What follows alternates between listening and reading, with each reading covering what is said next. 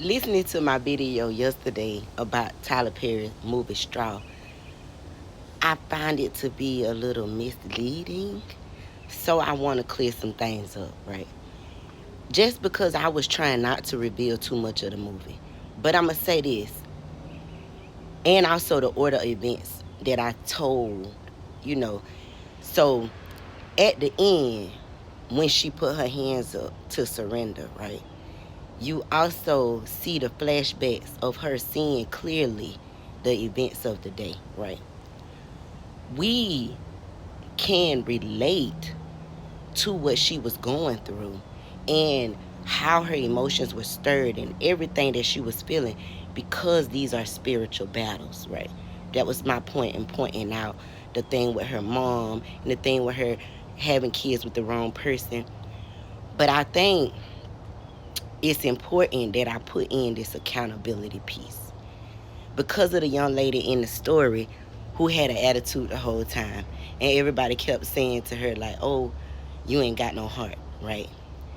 She represents accountability in this world. That is the percentage of accountability that we have in this world. 1%, right?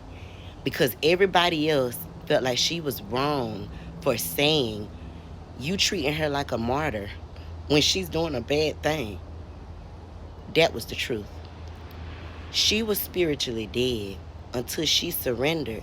She couldn't see that she was doing the wrong thing, that her emotions were stirred.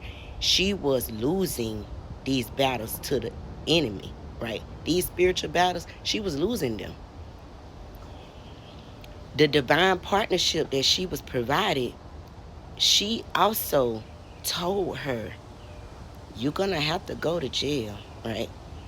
And before that, she knew the truth about everything. She also agreed to take the daughter and all of that, right?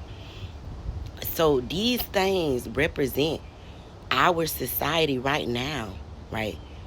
So moved by emotion because of the struggle that we spiritually dead and lack accountability for our own choices.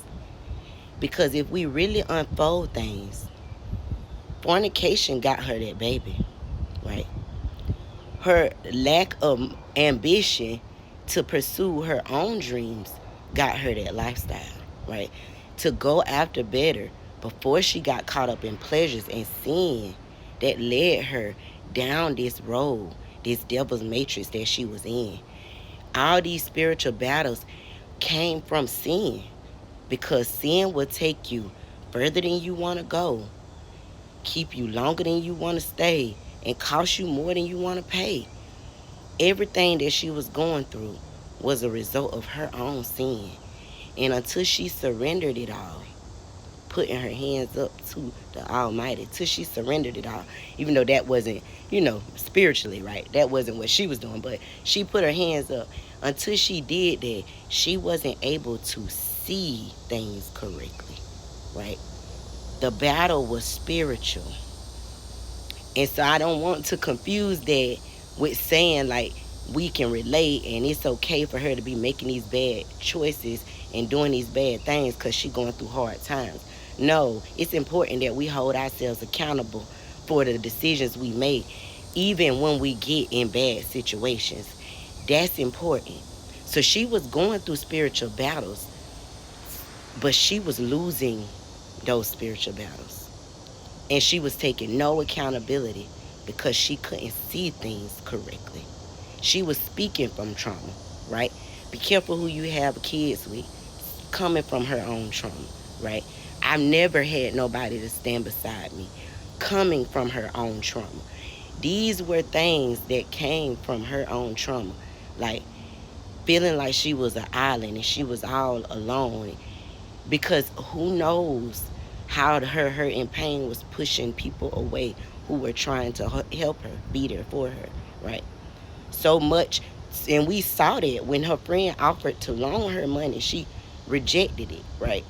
So it was the spiritual battles that she was losing, but we all can relate. That's why we need to hold on to God so closely so we can win, right? We don't want to keep losing spiritual battles. Losing spiritual battles leads you into sin. It leads you into the ending like denials, right? Because it be so much that you just break, and right and wrong becomes blurred because of struggle and pain and suffering that's brought on to you from your own sinful choices.